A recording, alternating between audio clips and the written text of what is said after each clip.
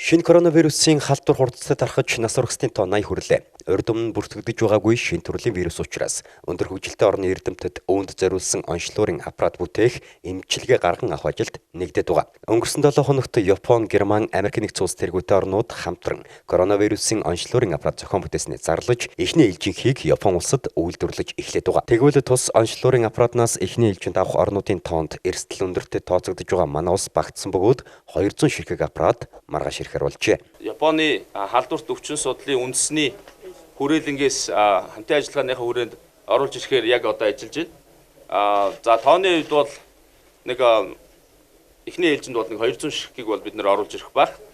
Тэгээд дөрвөн амсалмаа доктор хэлсэн бас тусгай тоног төхөөрөмж аппарат шаарддаг. Энэ бол манад байгаа. Манайхан бас буруу зөрөө ойлголттой байх шиг байлээ.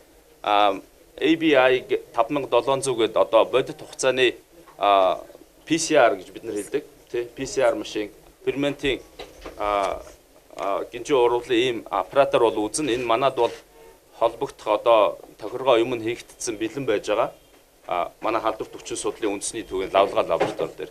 Тэгэхдээ бид бол урьдчилсан оншоо 14-2-оос 24 цагийн ер нь вакцинад гаргаад тэгтээ Япон улс руу заавал чанарын баталгаа ажилтнанд явуулах байгаа. Коронавирусын онцлогын аппараттай хамт хэрэглэх бусад нарийн аппаратууд халдвар төвчин судлалын үндэсний төвд биеглээ.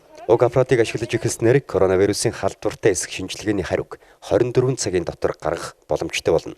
Онш хурдан гардаг болсноор хариунаас хамаарч тусгаарлах эмчлэх үйл явцууд төдийчнээ хурдсна гэлээ.